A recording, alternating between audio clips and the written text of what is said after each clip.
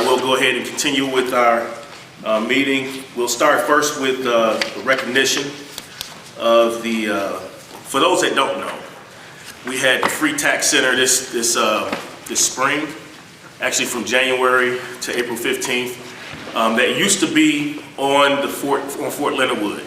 Well, their space was taken away, and I actually spoke with Sherry Hopkins, which earlier or later last year, that they were looking for a home. And of course, Waynesville, we opened our doors up to that organization.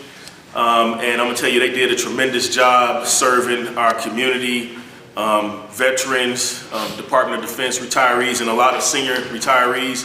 I'll say over 1,000 people that they made contact with such a small team of 6 individuals that volunteered their time to help out in our community. And what I want to do is I wanted to recognize them this evening, and I'm glad that we had a good number of them that could show up tonight, and I wanted to present them with an award. Now, I want to say appreciation, recognition. And this one is a little bit different. It's not just a certificate. One of the things that I instituted when I took over as the mayor of Waynesville was a mayor's Route 66 is an award of meritorious excellence. And the reason why I picked Route 66 because I'm only going to give out 66 of them. And when we run out, I'll come up with something else. But this right here is special tonight, and I wanted to go ahead and bring up our team from the Tax Center so I can present them with their well-deserved awards and present them before you tonight so you know who was doing all the work behind the scenes.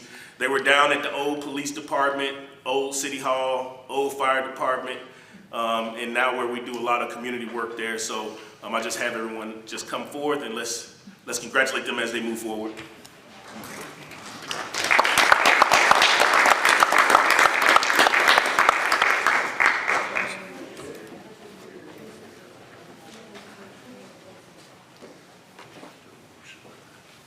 So what I want to do is I want to have the team stand here, center mass, if you would.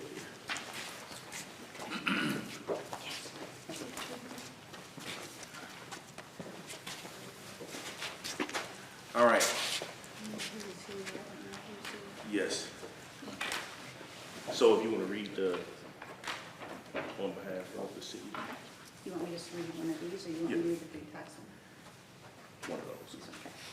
On behalf of the City of Waynesville, we are honored to acknowledge the volunteers of the Free Tax Center and their unwavering commitment and exceptional service to our veterans, Department of Defense retirees, non-DoD senior retirees, and Gold Star families.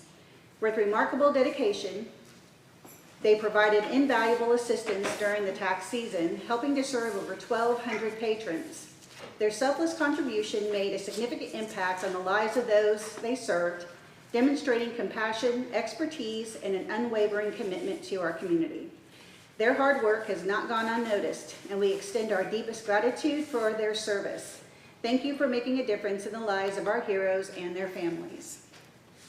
Outstanding. And this, of course, this is in everyone's name. Sherry Hopkins who was my point of contact that I work with the most, and she's the battalion commander. This Special Forces team, but I want to go ahead and present this. So they'll be presented the certificate. They will also get a city coin, and they will also get a city mug, and for all the hard work that you did down at the tax center. Thank you. All right. So I'm going to do yours first. Thank you. So we'll take a picture all at once. Thank you, sir. Gia? G. Yes. Okay, G. So I do want to give you a coin too. And thank you again. Keep going with that. I'll Butterfinger. Thank you so much, sir. Thank you. Thank you so much. Thank you. And we also have, so you have a certificate for Phyllis and also the Free Tax Center. Okay. So we did have one more, Phyllis, who was not here. Yeah, get it. Take a photo.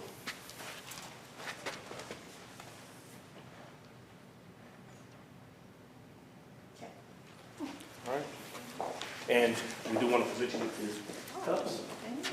Yeah, I said I was only going to be there 1 year, and it turned out to be 12.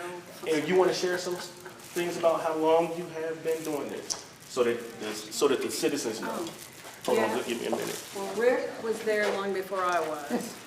Can you hear up there? I came in, and I've been doing it 12 years, and Rick's been doing it over 12 years. Yeah, almost 20. Yeah, about 20. Hear you at home. Okay, so I've been doing it 12 years, Rick's been doing it over 20 years, and Sook just came in this year, and then Ann just came in this year, and we're gonna have her back next year too, and If you'll have us possibly- back. Phyllis. Oh, yes, you're welcome. Absolutely. That's you guys' spring vacation, your early year vacation home. All right. Thank you. And let's give them another round of applause.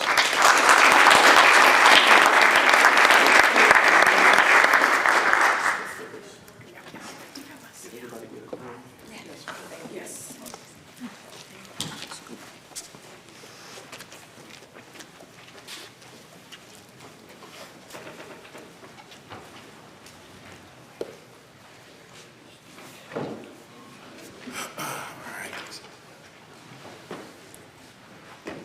Next on the agenda is, I had the distinct pleasure to use taxpayer dollars to go on vacation. No, I'm just joking. But I had the distinct pleasure to go to DC to receive, as part of our team, St. Robert, Waynesville, of course, and Fort Leonard Wood, we received our partnership award. Now let me tell you what's so special about this award. 2017, we received the partnership award. The history of this program spans 9 years. What does that say about our community?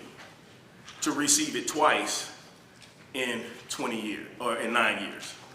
That says a lot. That says a lot about what we're doing, forward thinking. We're working together in the right ways to support our Department of Defense. Now, when I went to the Pentagon, there were 7 communities that were recognized. There was one community that did not show up for their award, and for good reason. The Secretary of the Army had presented theirs at their installation, so they didn't have to come. But I just want you to understand the magnitude of what this means. Anytime we can bring positive light to our community, it's a positive thing. Especially during a time when there's drawdown and BRAC realignment and installations that are could be possibly closed. They want to hold on to the gold, not the bronze, right? So I believe that our community, we exemplify what gold looks like. And supporting our military service members and our neighbors and these partnerships that we're developing and continue to expand on is always a great thing. Now, this partnership award was for our airport partnership, the hard work that was put together from so many different people. It had SOP, there's several different levels of delegates. It was a lot of hard work even from the city teams, Miriam, she ain't in here, but working on the airport board, and of course, John, that airport takes a lot to do. It's not just showing up to a meeting. It's a lot of hard work and dedication, especially when you deal with the FAA and you're talking about FAA, then government, then doing with the civilian city side. It's a lot of different things there that had to work out. And then also our contract office. It's a lot of work, a lot of letters, a lot of talking, building relationships, and now we have that $19 million program that is going forth, and it's going to really benefit this region, which becomes another reason to maintain Fort Leonard Wood here and doing what we're doing in this community. So that's why I'm in those rooms, and I go to that distance to make sure that we're properly represented. And I believe that if we're not in a room, we're not heard. That means we don't care. All right, so we need to be everywhere that we need to be, and that's what I propose I would like to do. Now I'm gonna tell you this, honestly, I don't always like to go different places, because anytime I leave the city, I have to close my personal business, right? So when I go out, it ain't vacation, it's sacrifice. I closed my business to do the city's business, which I love doing. That's why I closed my business. But as a personal sacrifice that nobody forces me to do, I do it because I love doing it. All right, but I want to put that out there because there's always information that's being put out that's not correct. So I like to correct it in public and it's on the record. With that being said, this is what we were presented at the ceremony in the Pentagon, and we will hang this up in the hallway for everyone to see, and I have some more information we can talk about later. But I want to say I really appreciate all the hard work from all the staff that put forth that hard work for our city and represent well. All right?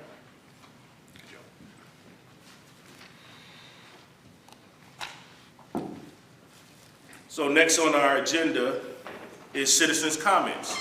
And I would ask that if you have citizens' comments, that you would please, I know how many times you've been here, if you give us your name and your address for the record so that we can properly annotate it. I already seen you moving, Mr. Williams. Yep, go ahead to the podium.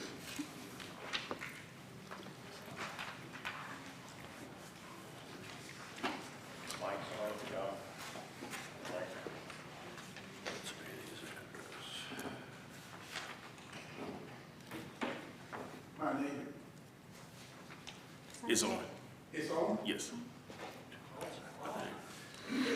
My name is Van Lee Williams. I live in Brentwood Terrace. I've been living there since 1984. I got here in 1981. As a citizen, I think certain things we should do. When I was young in the military, I used to take my time and cut the grass on Risky Road because that's where I used to walk.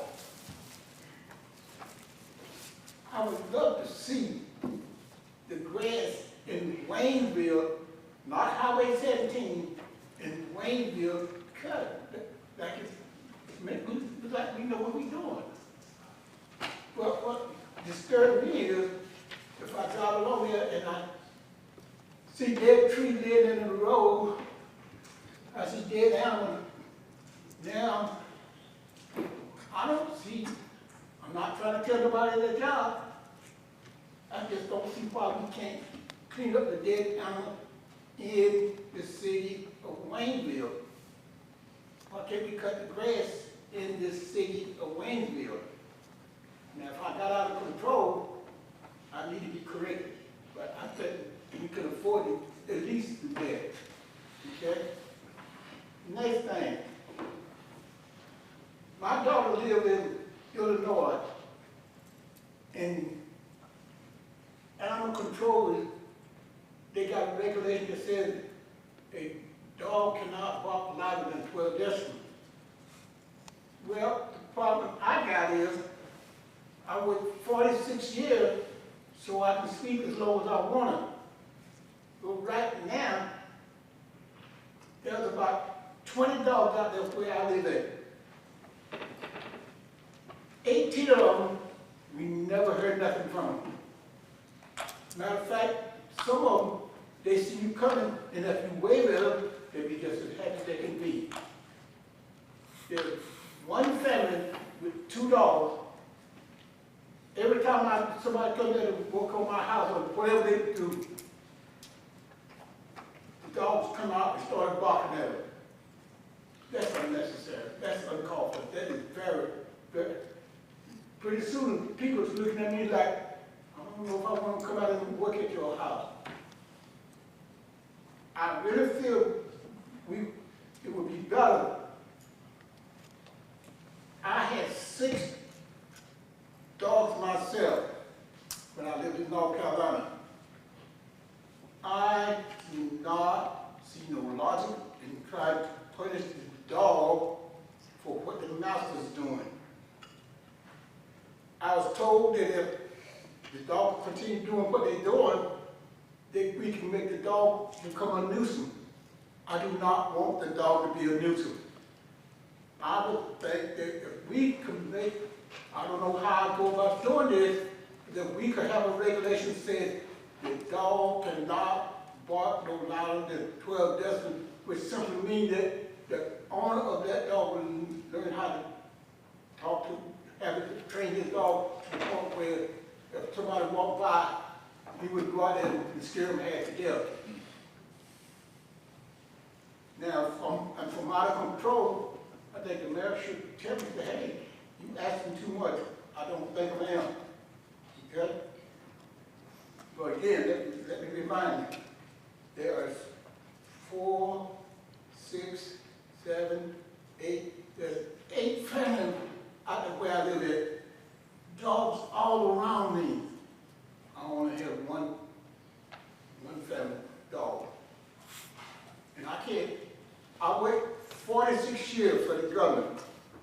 I cannot see a reason for why I can't sleep past 6 o'clock in the morning. Why I can't stay asleep at 3:30 a.m.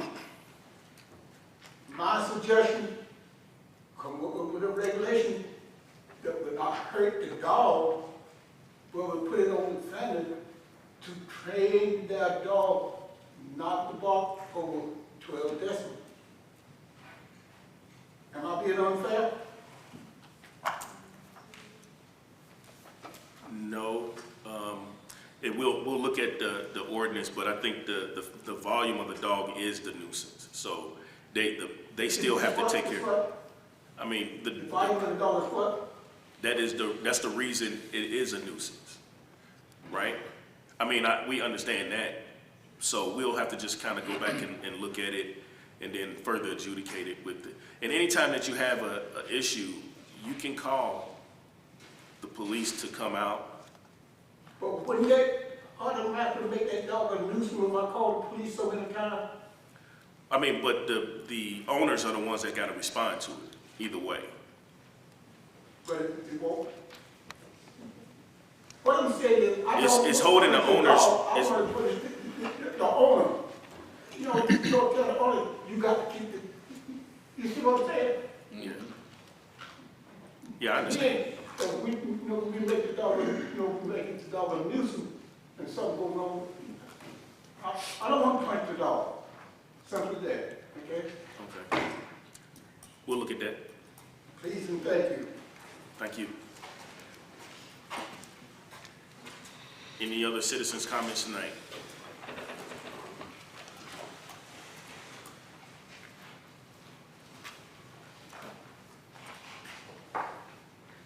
Mark Sheridan, downtown service station, 117 East Historic Route 66.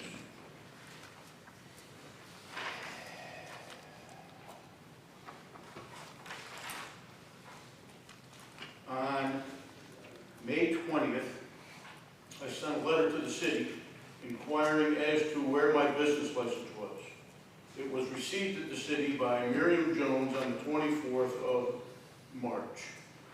Anybody know where that letter went?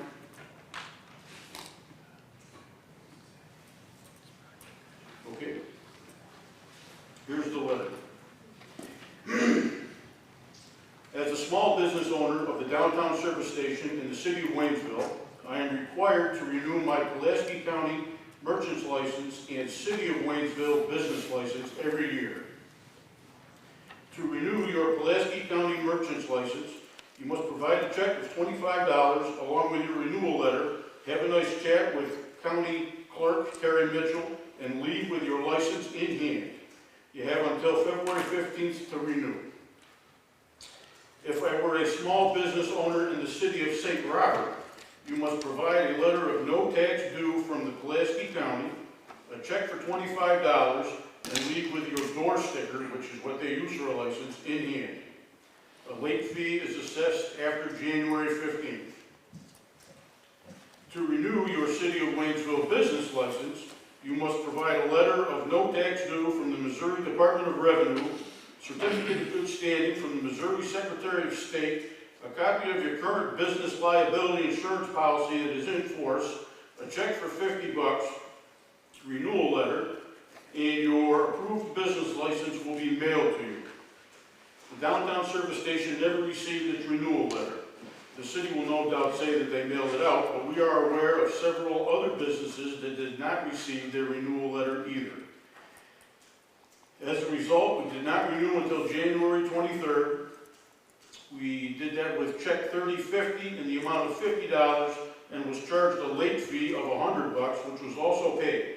As of today, we have still not received our business license. That's the very basic definition of theft. We have paid for something we haven't received. One possible solution to this situation is to investigate how the county is able to provide a merchant's license at the time of payment and perhaps save hundreds of dollars in taxpayer dollars in unnecessary postage and envelopes. I also have information that shows how much the city of Waynesville has spent since 2021 on postage due to the number on our certificate. So in 2021, you paid $586. In 2022, you paid $392. In 2023, you paid $478. And in 2024, you paid $485. That's just postage, not time to mail or to pay or the envelopes.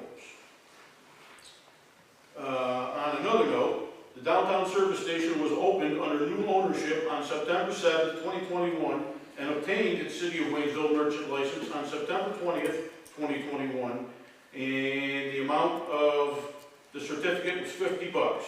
According to city statute 700.06, adopted by ordinance 2440 on 10/15/2020, in the case of a license for a new business, the license shall be based on the following percentage of the fee set by ordinance for a full year to wit: 100% if the license is dated between January 1st and March 31st, 75% if the license is dated between April 1st and June 30th, 50% if the license is dated between July 1st and September 30th. So the city owes me my 2025 business license, and they also owe me $25 because they charged me for $50 the first year we were here. When can I get my license and when can I get my $25?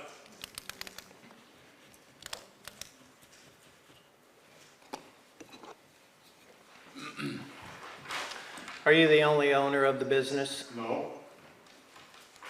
Could you tell how many other owners there are of the business? There are 4 of us. And none of those received your business license? No.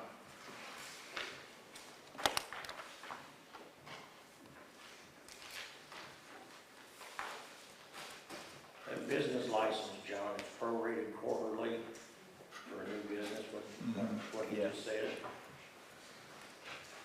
The amount, is that right, Tracy? I don't know. I don't have it. It's 100% between January 1st and March 31st.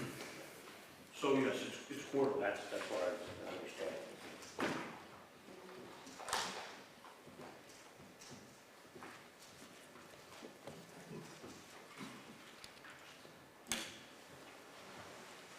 Are we having more issues with the postal service again? Are you aware of any? I'm aware of a few, yes. Because I know we lost a big batch of, Yeah. it disappeared in thin air last year.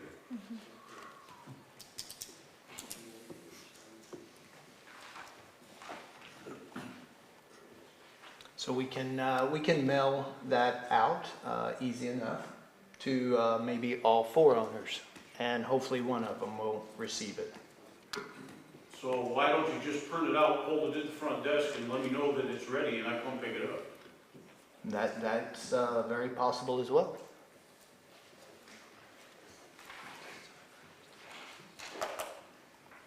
Is that what you have, Mr. Sheridan? No, I got more.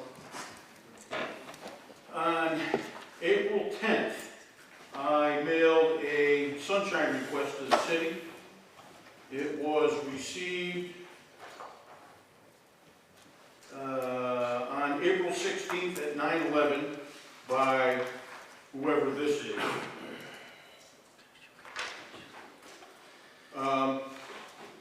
State statute says in Missouri A public governmental body must respond to a sunshine request within 3 days. If they can't do it in 3 days, then they have to contact me and tell me why they can't do it in 3 days and how much longer it will take. Neither happened. The first response that I got was from you when it was published in the Pulaski County Weekly on Wednesday, May 7th, outlining the emergency services tax in the newspaper. That wasn't to you, though. Was not, but that's the first I ever saw it. Well, What that's was the- your, what was I mean, your what do you- request? My request was any and all information regarding proposed emergency service tax. That's, well, that's the problem. That's not all of the information. We didn't discuss anything before it, but anyway, just go ahead and continue with your. Okay, so in the paper, it says, why a 1 cent sales tax? So how do I, as a small business owner, charge somebody 8.73% sales tax and then add a penny to it? How does that work? What is your question? We're not gonna debate the sale, we're gonna talk about the sales tax later in today. Okay. But what is your specific question? You talking about a sunshine law, or are you here to talk Well, about? I mean, in the paper, it says 1 cent. Yeah, assume I it's understand that, but 1%. you're asking a question about the sunshine law. Okay, so. All right, so, So after I received the paper, then I received a quote for the information that I requested from the city of Waynesville. It is 400 pages of information and 20 hours of administrative research time at $51.64 an hour. I received that on May 14th. According to the state, the Missouri Sunshine Law requests can incur costs for staff time. The charge for staff time should be based on the average hourly rate of pay for clerical staff, and the government must use the lowest paid salaried employee capable of performing the work. Who was our lowest paid employee at $51.64 an hour? the capable person of all of the information that you asked for, our city administrator.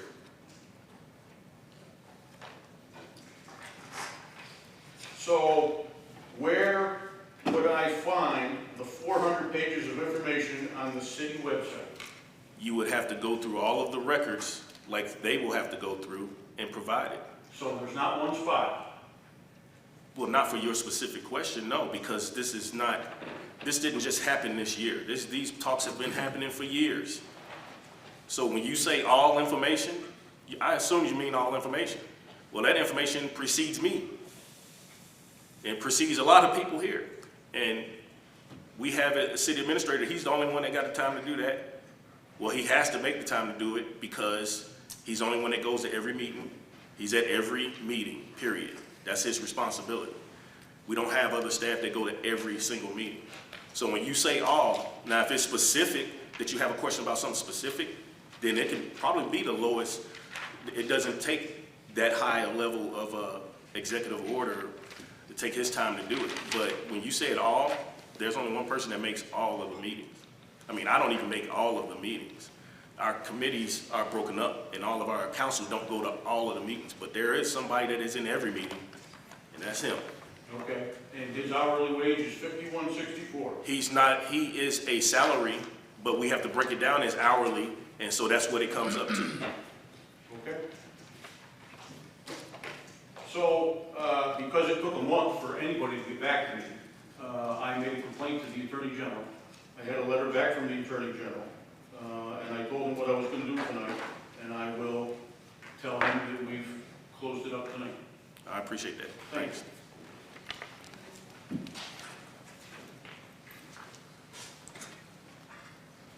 Are there any other citizens' comments?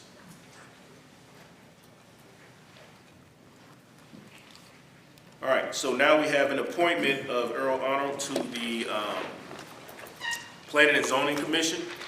We had a vacant seat. So tonight, he's not here, but we will We'll entertain a motion to approve Earl Arnold for the vacant seat on the planning and zoning. I'll make a motion.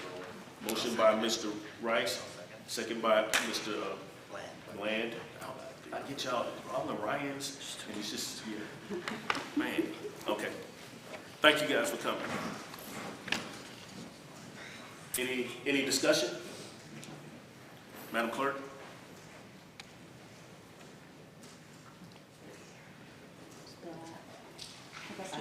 Oh, yeah, he did. I motion that we approve. We had the two Yeah, motions, but Bill he stepped out, I think he went to the, I think you went to the bathroom Yeah. real quick. we'll resume here in a second.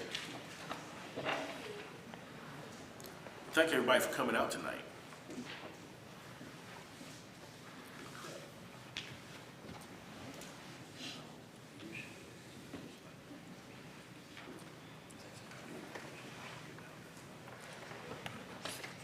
I guess while we're waiting, do we have any additional openings on any of the boards or anything like that? Are you looking for additional people? Yeah, so just while we're waiting, I did print out, and I'll give you all a copy of this if you want it, but this is, if you ever want to volunteer for the city, we actually have a memorandum typed up with instructions on how to volunteer and what boards are available. What I will tell you is there may be other opportunities because there is some other work that we need to get done on committees, and we will bring those to everyone's attention later. But right now, we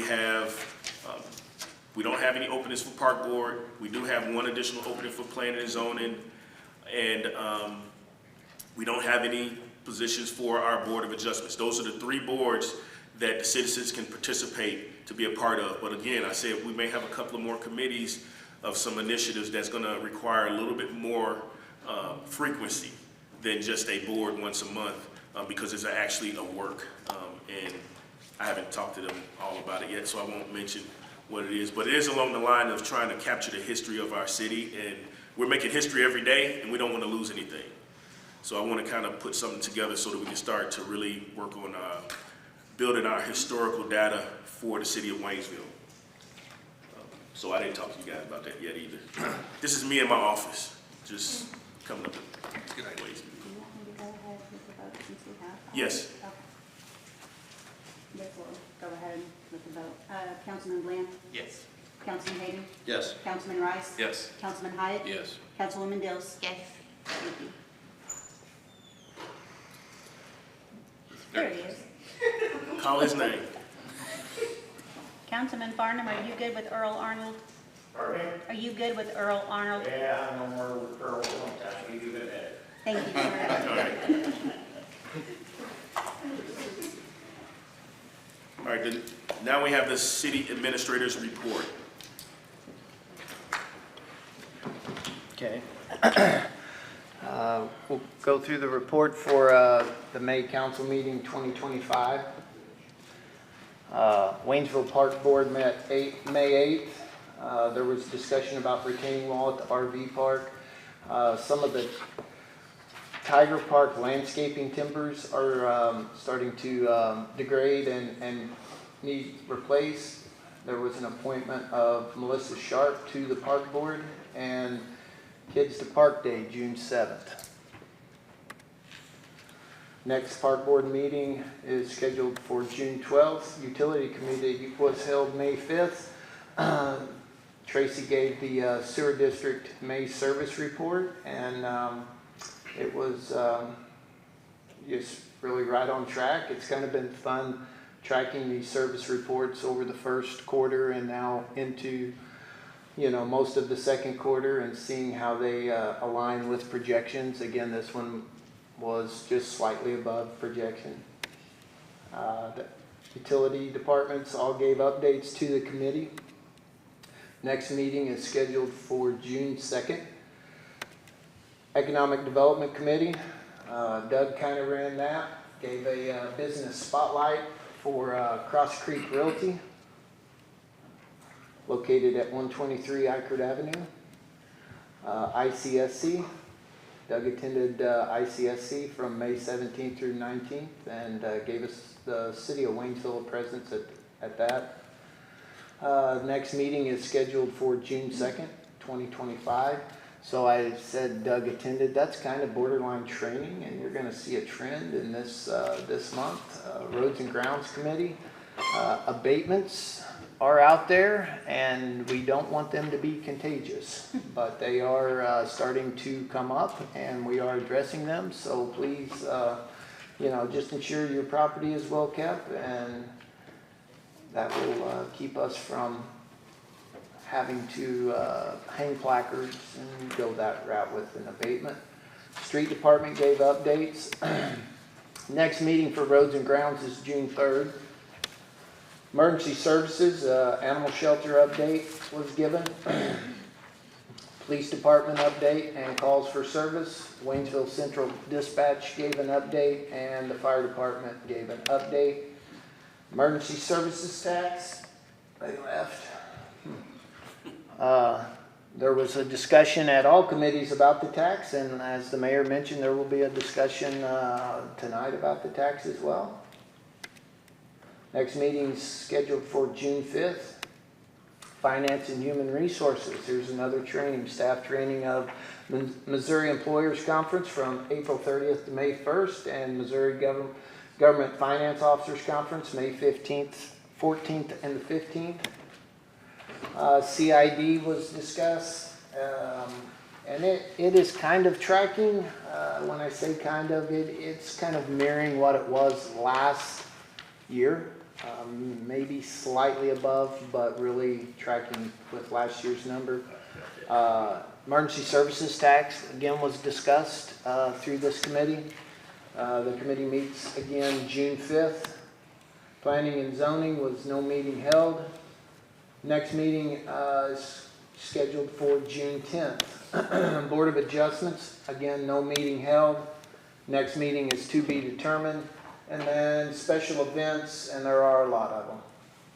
There's a lot of things to do in the city of Waynesville, and these are great things. Again, it's 3v3 Lockout, Freedom Fest, Seaburn, Kids to Park, Juneteenth, Cage State Cruisers, Old Settlers Day, something every night in the park. So get outside and enjoy our parks, and try to pick up some of these weekend special events, as they are really, really good. 3v3 was last weekend, and it was really well attended.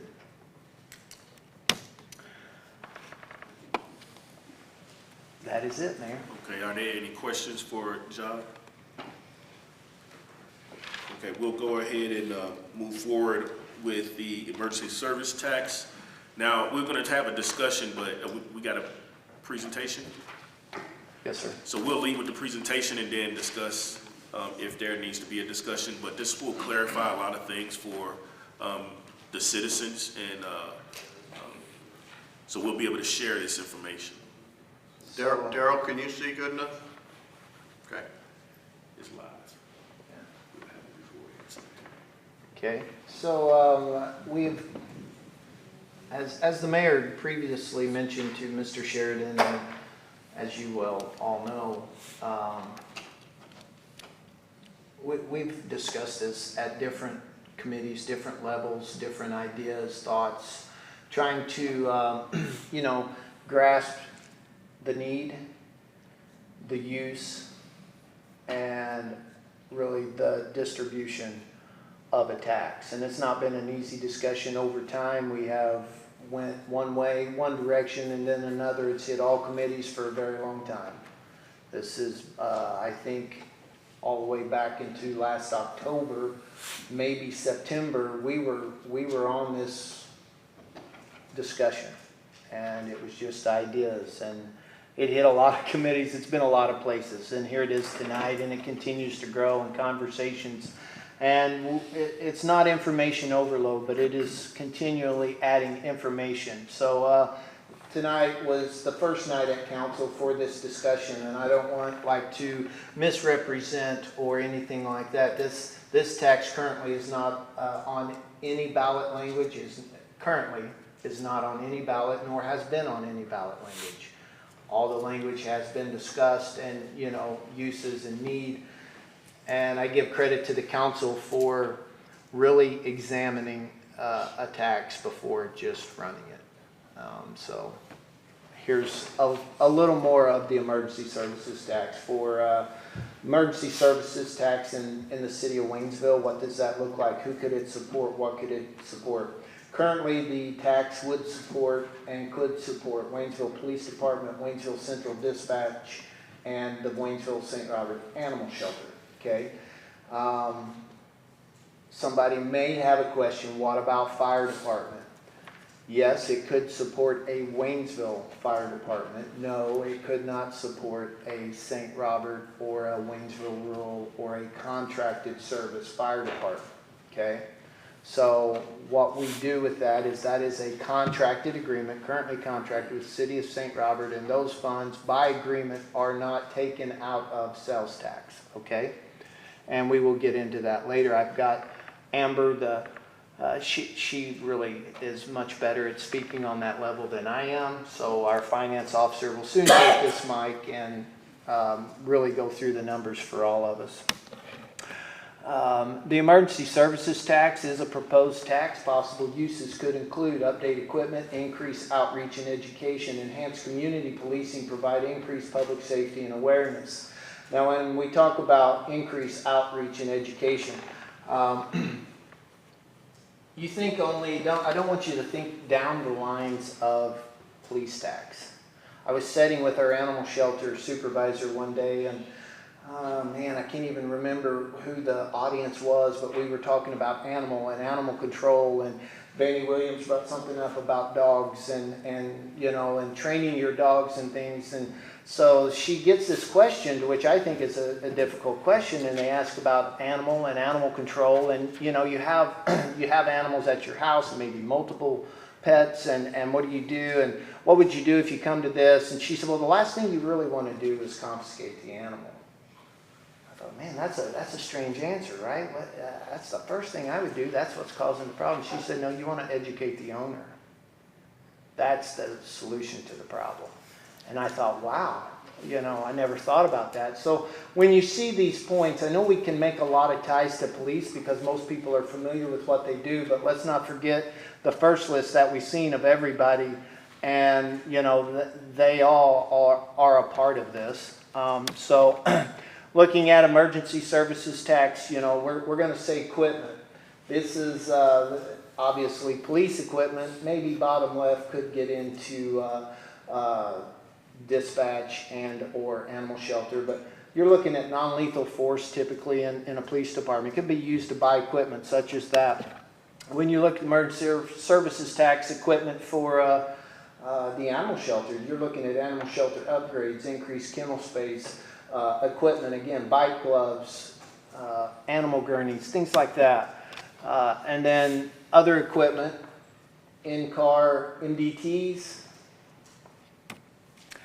So outreach and education, youth and policing. Well, nothing actually kind of makes my day when I see our officers interact with kids, interact with our youth, whether it be in our schools, through our schools, or Kids to Park Day, or wherever that may be. But it's really incredible to watch because when you see kids, and I'm talking younger kids, 3rd grade, it's almost like they are looking at Superman. Their eyes are lit up, and I think to have more of a impact on our youth all through the ages, not just, you know, the elementary. We need to be in middle school, high school, and really be that public presence that you know, the citizens deserve. Looking at enhanced community policing, a lot of benefits, a lot of studies out there, a ton of studies out there showing the benefits of community policing. And you actually begin to, you know, your citizens actually start to see the impact of their dollars in their community. And that can be very valuable for, you know, not only their community, but the town as a whole. Increased public safety and awareness. One of the public safety and awareness locations is really one of the nicest places definitely within this county, and I would contest within numerous counties, is our city park. And it's not, I've said this in other committees and things, it's not by accident that place stays beautiful. It's not vandalized. That's intentional. And, you know, you can attribute some of that to your police officers, but you have to attribute a lot of it to the people that use it. And, you know, they're going to enforce the rules as well, and that's important. So this is where I take the exit ramp and turn the numbers over to Amber, and she will talk about the taxes and really how the city funds these departments currently.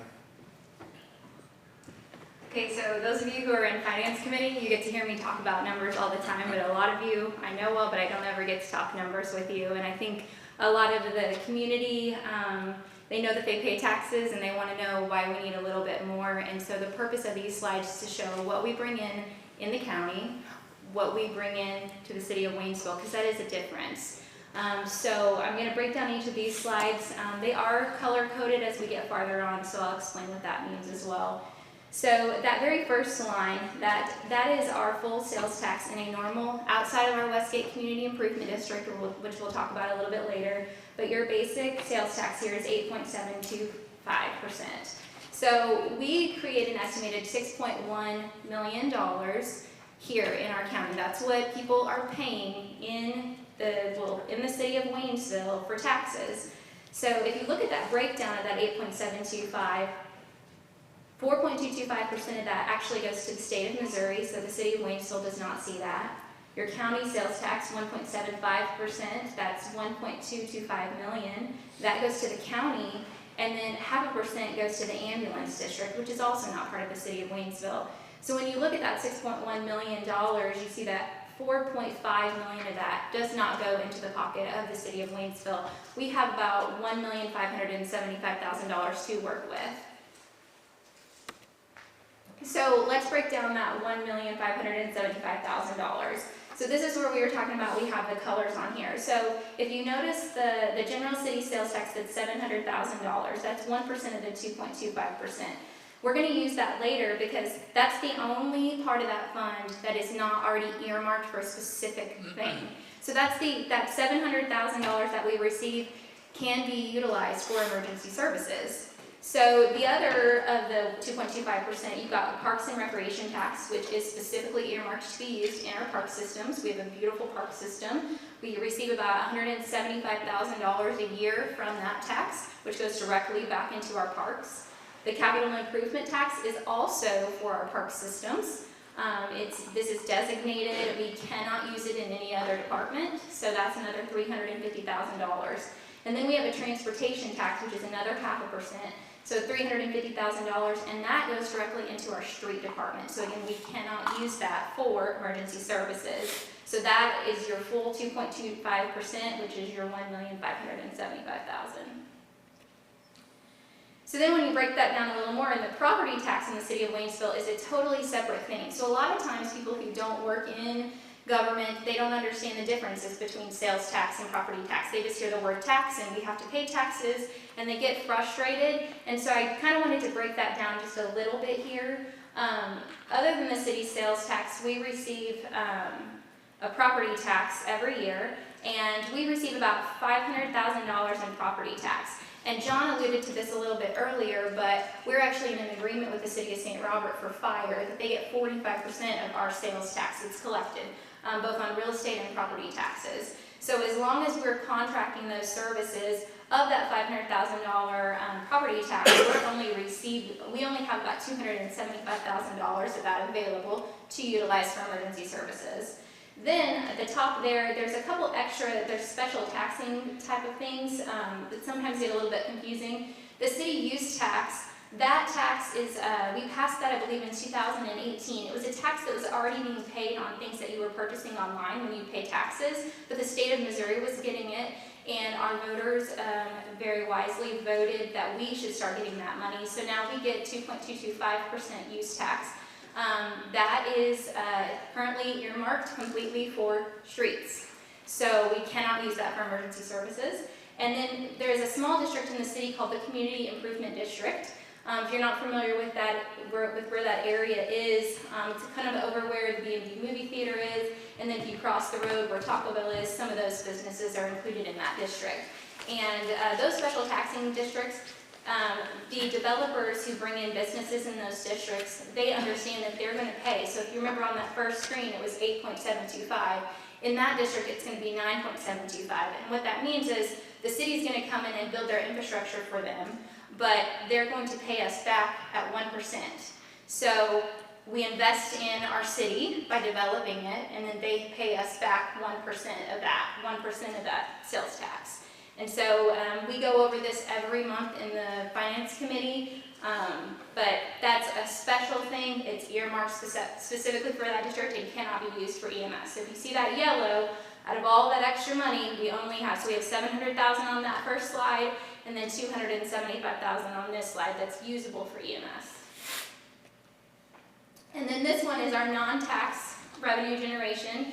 And we broke this down for each of the departments that are going to be able to utilize our sales tax. So your first one is your animal shelter. So John wanted us to show what some of our other revenue is. So we do have an agreement with the city of St. Robert and Fort Leonard Wood for the animal shelter that brings us in about $140,000 a year. We do receive approximately $15,000 donations. That's an average over the last couple of years.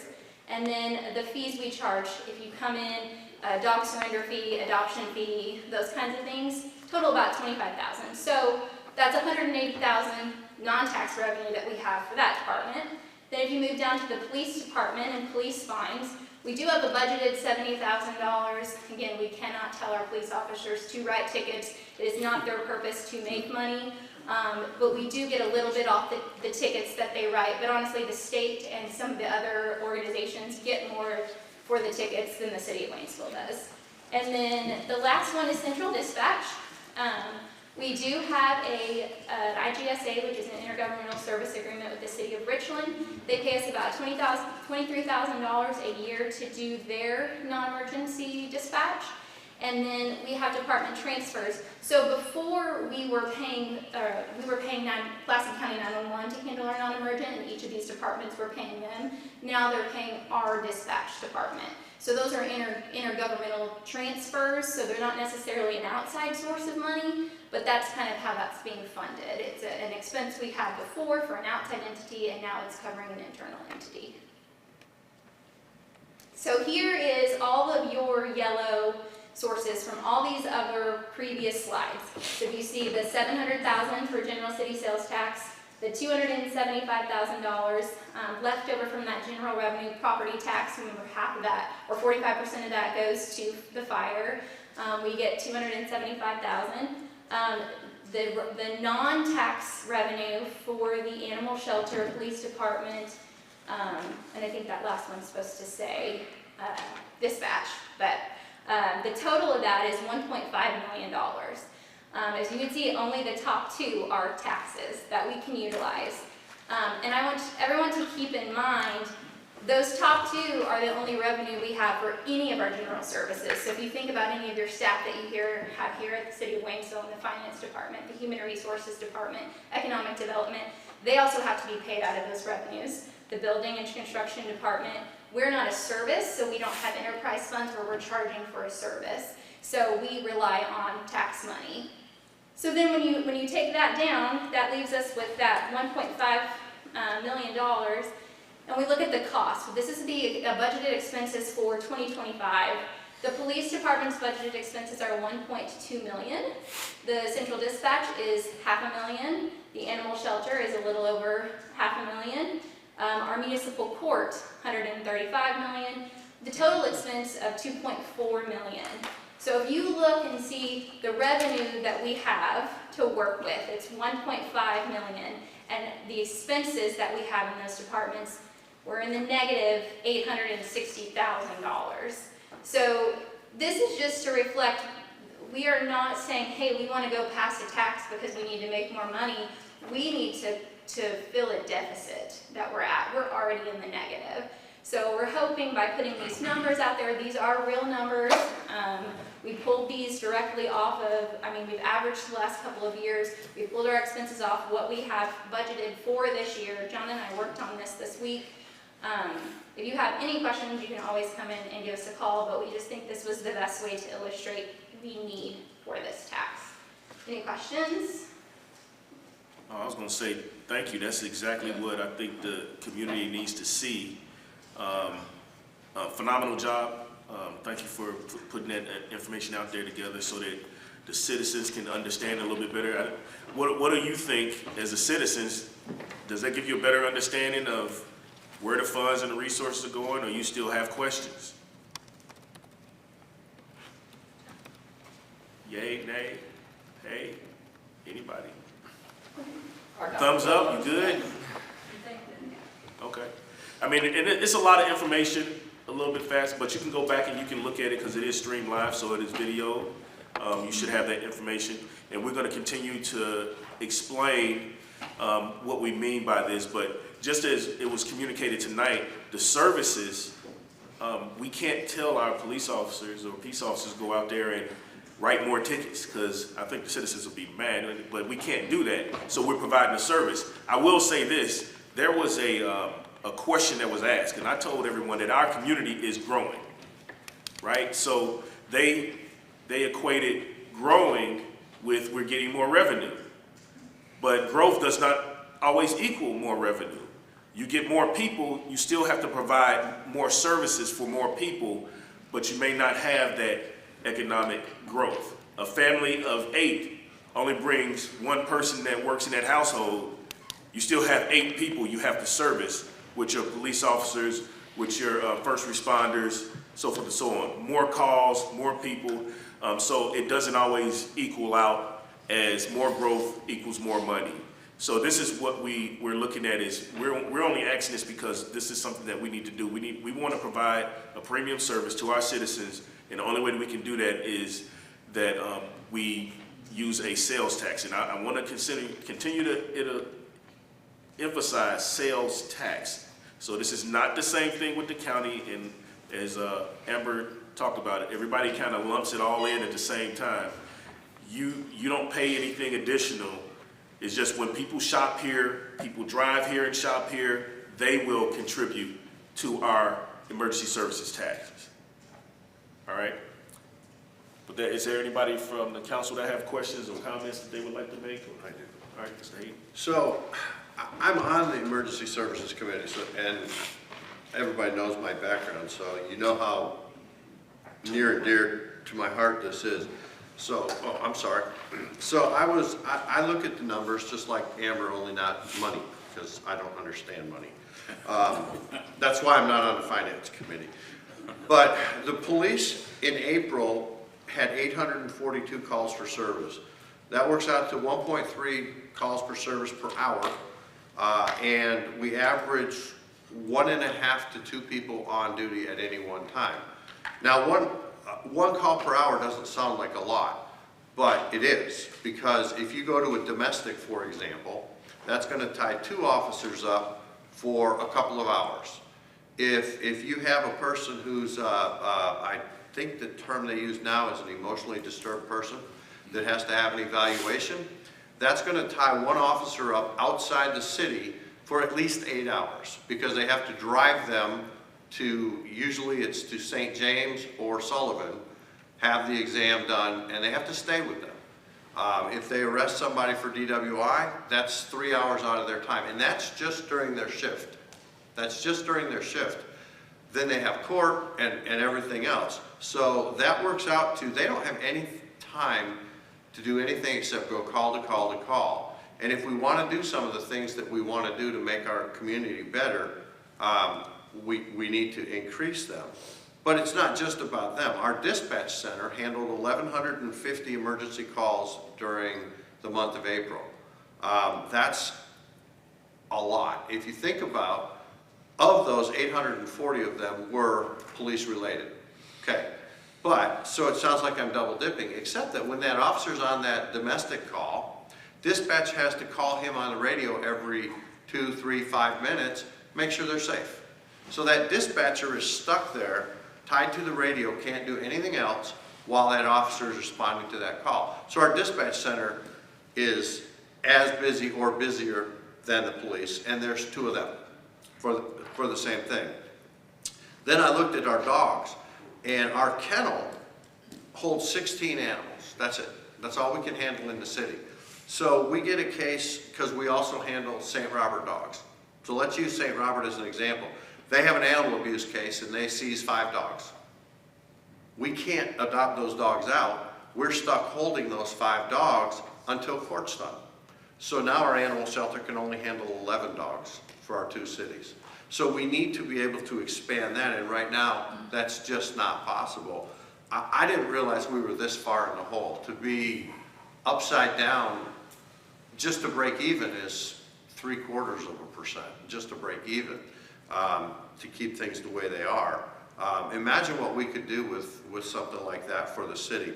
So this is very, very near and dear to my heart. And one other thing, I've had some questions from people wanting to know, well, we just passed an EMS tax. How come that's not this? Well, EMS equals ambulance. EMS does not equal Waynesville City Emergency Services. Well, we just passed a fire tax. Waynesville Rural is not the city of Waynesville. So when we're looking at pots of money, I think it's important that people understand that the other entities are getting theirs so that they could increase, and they need to. I'm not taking anything away from ambulance or Waynesville Rural, but we also need to try and keep up with them. And unfortunately, we hear it every month on emergency services, we are not keeping up. So I personally think we need to put this on the ballot, but I know we're just discussing it. We haven't even talked about when, if we're going to do it. But in the 16 months I've been on council, we've talked about this every single month. And it's the only solution without raising property taxes. And I live in a city, I don't want that to happen. So that's my 2 cents, Mayor.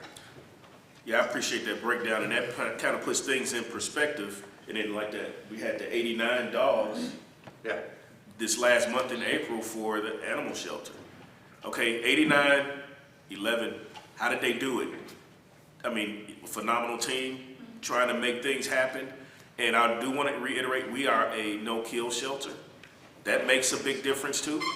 A lot of the other communities, they are. If it's the dog has been in the shelter for 1 day and the vet is coming, they will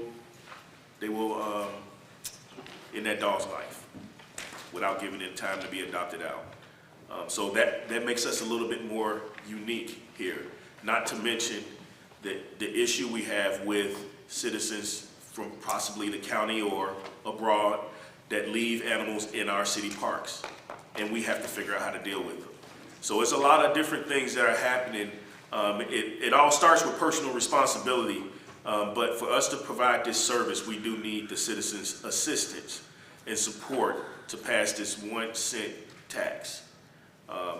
With that being said, there's no other questions. We can move on to the next agenda item, which is an ordinance, proposed ordinance HB 2025-25.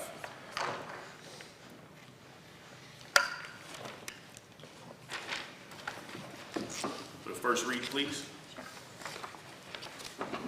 An ordinance amending Chapter 215 of the Municipal Code of the City of Waynesville, Mo, regarding the city animal shelter, fixing an effective date.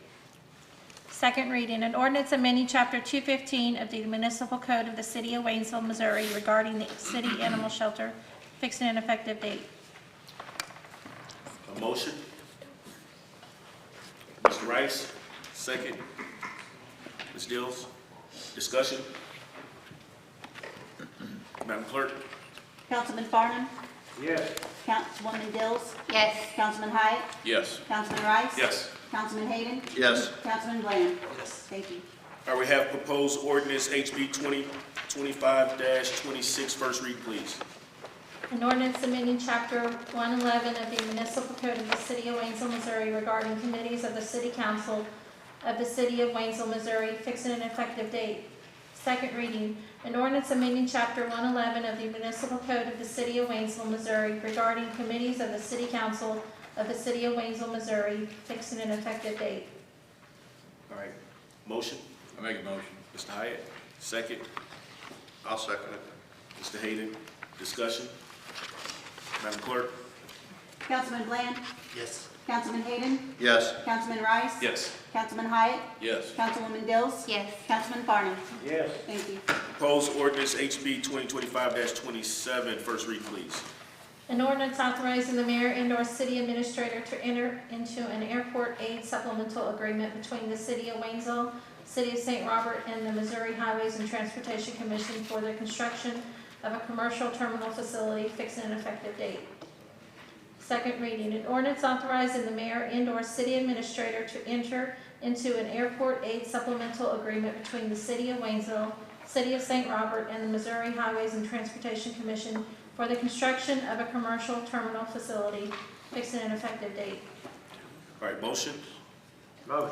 Mr. Farnum, I figured you was gonna do that one. Second? Second. Mr. Hyatt, discussion? Madam Clerk? Councilman Bland? Yes. Councilman Hayden? Yes. Councilman Rice? Yes. Councilman Hyatt? Yes. Councilwoman Dills? Yes. Councilman Farnum? Yes. Thank you. Okay. Is there any other business? No, sir. All right. We'll go with council comments, and we will start with Mr. Farnum, and work our way this way. Well, everybody knows we've got a big weekend coming up, and it looks like we're going to get a lot of rain according to the weather forecast. I would just remind people that live in low-lying areas where there's a lot of water accumulation to keep an eye on the weather, because, you know, the old saying about driving down the road is turn around and don't drown. Can apply to your house or your camping trailer or your tent on the riverbank, wherever you may be. So keep an eye on the weather and have a great time. All right, thank you, Mr. Farnum. Ms. Dills? It's getting grass mowing time, so if people would remember that to cut their grass and keep it shorter, and to clean up their droppings in the yard, in the street, because it does affect people riding their bicycles or motorcycles or whatever, so they don't slide, and it also prevents critters from coming in your yard. That's all. Okay, thank you, Ms. Dills. Mr. Hyatt? Yes, sir. I'd like to thank Amber for providing us with the numbers. I'm a numbers person. They gave me a broader understanding of the sales tax. I know we talked about that for months. I first was kind of against it. Now I'm more of a proponent for the tax. What we can do with it. These numbers speak to me, and they tell me we need to move forward with this. I think that, thank you again for providing that information to the city. I also would like to welcome Earl Arnold to the Planning and Zoning Board.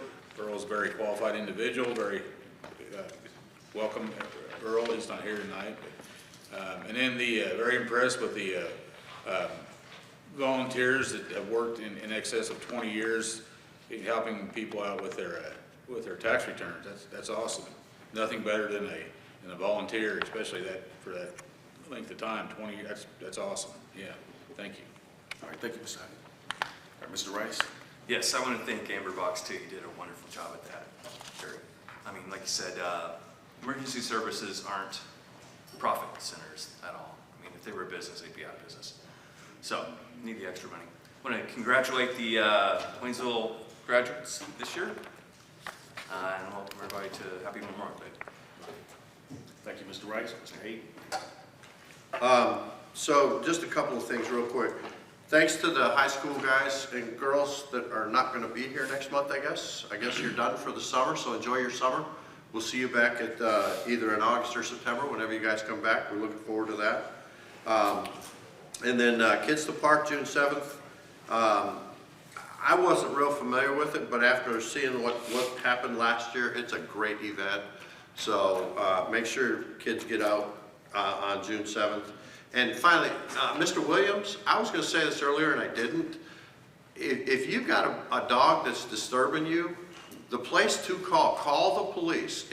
They won't take the dog away, but they will start to educate the owner, who will and then they'll get in touch with animal control so that they can do that re-education of the owners. But unless you call the police, they have to come out to get animal control out there, because animal control will respond, and they don't always just write tickets and seize dogs. That's not their goal.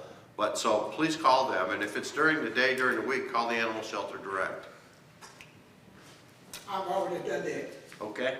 We'll talk offline. Thank you. All right, thank you, Mr. Hayden. Mr. Bland? Yeah, I'd like to reiterate the congratulations to the Route 66 award recipients. A job well deserved to you.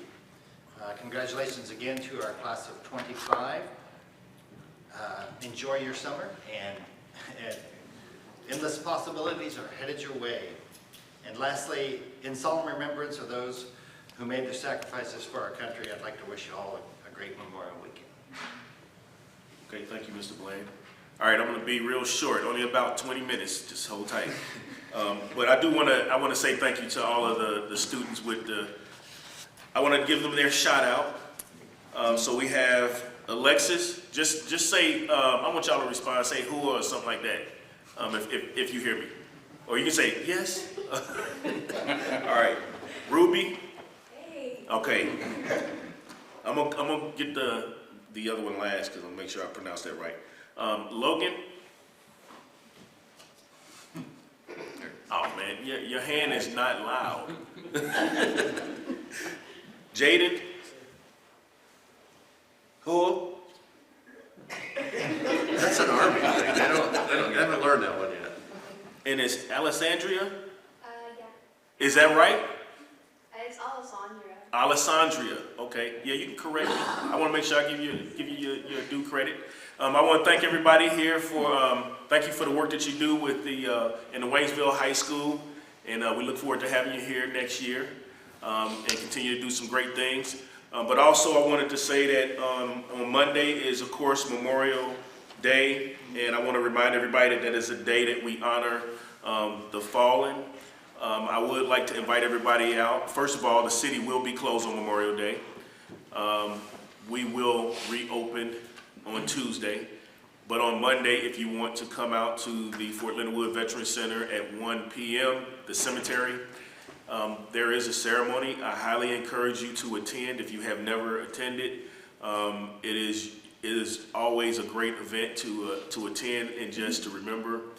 Personally, me, I have several friends in past that I served with that is at that cemetery, and it's always a constant reminder of not only their sacrifice and their commitment, but how precious life is. And that's what kind of keeps me focused on doing the most that I can while I'm here. So with that being said, that's all I have. This meeting is adjourned.